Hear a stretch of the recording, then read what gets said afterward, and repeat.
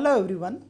Life style यानी कि जीवन जीने का तरीका, ये हमारी हेल्थ को काफ़ी हद तक अफेक्ट कर सकता है और यही जो तरीका है इसमें अगर हम कुछ सुधार कर सकें तो हम बहुत सारी डिजीज़ से खुद को बचा सकते हैं। इस एपिसोड के अंदर हम एक और लाइफ स्टाइल से जुड़ी हुई डिजीज़ हाइपरटेंशन के बारे में देखेंगे।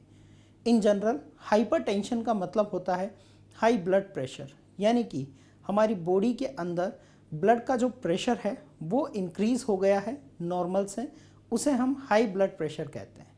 तो यहाँ पर हम यही देखेंगे कि ब्लड का प्रेशर बॉडी में क्यों राइज होता है और क्या क्या चेंजेस ऐसे हैं जो हम लाइफ स्टाइल में करें तो इसे हम वापस से सही कर सकते हैं या इसमें सुधार ला सकते हैं। हाई ब्लड प्रेशर यानी कि जो हमारी ब्लड वेसल्स है उनके अंदर फ्लो होने वाले ब्लड का प्रेशर इंक्रीज़ हो गया है, या अगर मैं सिंपल टर्म्स में कहूँ तो जो ब्लड हमारी वेसल्स में फ़्लो हो रहा है वो उन वेसल्स के ऊपर ज़्यादा प्रेशर क्रिएट कर रहा है नॉर्मल के कंपैरिजन में, और उसे हम हाई ब्लड प्रेशर या हाइपरटेंशन टर्म करते हैं। हम अगर एक नॉर्मल लेवल देखें ह्यूमन में ब्लड प्रेशर का, तो एक एडल्ट ह्यूमन बीइंग में जिसकी की एज 25 to 30 ईयर है, ब्लड का प्रेशर होता है 120/80 mm/Hg। अब आप सोचेंगे कि ये जो ब्लड प्रेशर है इसको मैंने 120/80 के फॉर्म में क्यों कहा। तो बेसिकली हमारी बॉडी में दो टाइप का ब्लड प्रेशर हम मेज़र करते हैं, एक सिस्टोलिक प्रेशर और दूसरा diastolic pressure. Normal blood pressure अगर हमारी बॉडी का देखा जाए तो वो होता है 120/80 mm/Hg, बट ये एज के साथ साथ इंक्रीज़ होता है। जो 120/80 है ये एक 30 ईयर के पर्सन के लिए ब्लड प्रेशर है, लेकिन जैसे जैसे एज बढ़ती जाएगी तो ये ब्लड प्रेशर जो है वो भी इंक्रीज़ होता जाएगा। जैसे अगर हम देखें कि एक 40 ईयर का जो पर्सन है तो क्या उसमें यही नॉर्मल रेंज रहेगी, तो उसके अंदर ये रेंज थोड़ी सी इंक्रीज़ हो जाती है और 130 से 135 तक हो जाता है और 80 से 85 तक हो जाता है। इसी तरह से अगर हम 60 ईयर या उससे ऊपर वाले पर्सन की बात करें तो उनके अंदर जो ब्लड प्रेशर का रेंज है वो अबाउट 145/90 mm/Hg हो जाता है। So for a adult human being जो कि नॉर्मल ब्लड प्रेशर है, अगर उससे राइज होता है तो उसे हम एलिवेटेड ब्लड प्रेशर कहते हैं।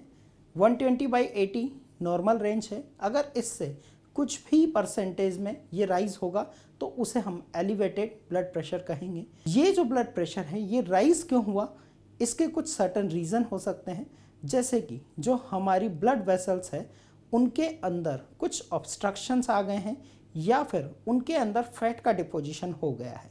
इस कंडीशन में जो ब्लड फ्लो हो रहा था उसे अब फ्लो होने के लिए कम स्पेस मिलेगा, और जब ब्लड को फ्लो होने के लिए कम स्पेस मिलेगा तो उसका जो प्रेशर है हमारी आर्टरीज पर लगेगा और उसी को हम टर्म कर देते हैं हाइपरटेंशन या हाई ब्लड प्रेशर। तो आइए कुछ रीजंस देख लेते हैं कि एक पर्सन में ब्लड प्रेशर क्यों राइज हो सकता है। तो उसके कुछ फैक्टर्स हैं, जैसे कि if a person is overweight then there are many chances कि उसके अंदर ब्लड प्रेशर इंक्रीज़ होगा। इसी तरह से पर्सन जो स्मोकिंग करते हैं उनके अंदर भी ब्लड प्रेशर इंक्रीज़ होता है, बिकॉज जो सिगरेट है उसके अंदर निकोटिन नाम का एक केमिकल मिलता है और ये केमिकल ब्लड प्रेशर को राइज करने में मदद करता है। साथ ही साथ ड्रिंकिंग से भी ब्लड प्रेशर राइज होता है। अगर हम प्रॉपर स्लिप नहीं ले रहे हैं लंबे समय से या हमें नींद प्रॉपरली नहीं आती है, उस कंडीशन में भी ब्लड प्रेशर हो सकता है।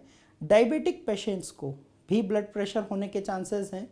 पर्सन जिनकी किडनी में कोई प्रॉब्लम है, ग्लोमेरुलस के अंदर कोई प्रॉब्लम है, तो ऐसे पर्सन्स के अंदर भी ब्लड प्रेशर होने के चांसेस इंक्रीज़ हो जाते हैं। और साथ ही साथ ऐसे पेशेंट्स जिनके अंदर हार्मोनल डेफिशिएंसी होती हैं या हार्मोनल इम्बैलेंसेस होते हैं, उनके अंदर भी ब्लड प्रेशर राइज होने के चांसेस बहुत ज़्यादा होते हैं। क्या हो अगर ब्लड प्रेशर एक लंबे समय तक राइज रहे, तो कुछ सर्टन चीज़ें हैं जो एक पर्सन के साथ हो सकती हैं अगर उसमें ब्लड प्रेशर की प्रॉब्लम लंबे समय से आ रही है। इन प्रॉब्लम्स में सबसे इम्पोर्टेंटली है heart attack. Heart attack means heart को ब्लड सप्लाई पहुंचाने वाली वेसल्स में ब्लॉकेज हो जाना, जिसकी वजह से हार्ट काम करना बंद कर दे, तो उसे हम हार्ट अटैक कहते हैं। स्ट्रोक एक और चीज़ है जो हाई ब्लड प्रेशर से एसोसिएटेड है, जिसमें ब्रेन के अंदर ब्लड सप्लाई करने वाली वेसल्स में कोई प्रॉब्लम आ सकती है। Heart failure is also one of the things जो कि हार्ट ब्लड प्रेशर के साथ प्रोग्रेसिवली रन करता है। जैसे जैसे ब्लड प्रेशर लंबे समय तक बढ़ता जाएगा, हार्ट की जो वर्किंग एफिशिएंसी हैं वो डिक्रीज़ हो जाती हैं और हार्ट उतना प्रॉपरली ब्लड सप्लाई नहीं कर पाता है हर ऑर्गन को, and it results into the heart failure. It also may results into the kidney failure, because kidney जो है उस पर ब्लड प्रेशर ज़्यादा होने की वजह से ब्लड को फिल्टर करते समय प्रेशर ज़्यादा अप्लाई होगा and that may results into kidney failure. साथ ही साथ डिमेंशिया नाम की जो डिजीज़ है जिसमें कि स्लोनेस ऑफ वर्किंग आती है, वो भी एक पर्सन के अंदर आ सकती है। सो बेसिकली अगर देखा जाए तो जो ब्लड प्रेशर है वो अगर लंबे समय तक किसी पर्सन को हो तो उससे एसोसिएटेड बहुत सारी डिजीज़ेस होने के चांसेस इंक्रीज़ हो जाते हैं। अब हम बात करते हैं कुछ लाइफ स्टाइल चेंजेस की जिनकी मदद से हम ब्लड प्रेशर को कंट्रोल कर सकते हैं, हाइपरटेंशन को कंट्रोल कर सकते हैं।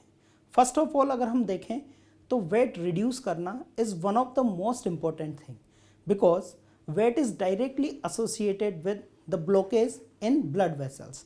तो अगर वेट किसी पर्सन का रिड्यूस होगा तो जो ब्लॉकेज हैं वो भी धीरे धीरे कम होंगे और उससे जो चांसेस है हाइपरटेंशन से रिलेटेड हार्ट अटैक या हार्ट फेलियर के वो कम हो जाएंगे। साथ ही साथ हमने ये कहते हुए सुना होगा कि जिस पर्सन को हाइपरटेंशन है उसे अपनी डाइट में सॉल्ट या नमक कम लेना चाहिए। ऐसा इस वजह से बिकॉज सॉल्ट के अंदर होता है सोडियम और ये सोडियम हमारे बॉडी में जाने के बाद ब्लड के वॉल्यूम को इंक्रीज़ करने का काम करता है और इसकी वजह से हमें ज़्यादा ब्लड प्रेशर का सामना करना पड़ता है। और इसीलिए आपने ये चीज़ रियलाइज़ की होंगी कि जिन पेशेंट्स को हाइपरटेंशन है वो फ्रिक्वेंट यूरिनेशन के लिए जाते हैं, बिकॉज उनकी जो मेडिसिन्स होती हैं मोस्ट ऑफ द मेडिसिन्स के अंदर डायूरेटिक्स डाले जाते हैं, मींस ऐसी मेडिसिन्स जो कि यूरिनेशन को फ्रिक्वेंट करें। इसकी वजह से जो एक्स्ट्रा सॉल्ट बॉडी के अंदर आया है वो एक्स्ट्रा सॉल्ट को बॉडी से बाहर निकाला जा सके। सो आई होप आपको आज का एपिसोड पसंद आया होगा और अगर आपने इसे पसंद किया तो हमें कमेंट करके बताएं। साथ ही साथ लाइक करें, सब्सक्राइब करें हमारे चैनल को। हम इसी तरह से और भी लाइफ स्टाइल रिलेटेड डिजीज़ेस और कई सारे टॉपिक्स को लेकर आपके साथ जुड़ेंगे। ये टॉपिक आपको जनरल साइंस के बारे में नॉलेज देंगे, साथ ही साथ वेरियस कॉम्पिटिटिव एग्ज़ाम्स में ये आपके लिए हेल्पफुल भी रहेंगे। तो जुड़े रहिए हमारे साथ और भी वीडियोस के लिए। तब तक के लिए थैंक यू।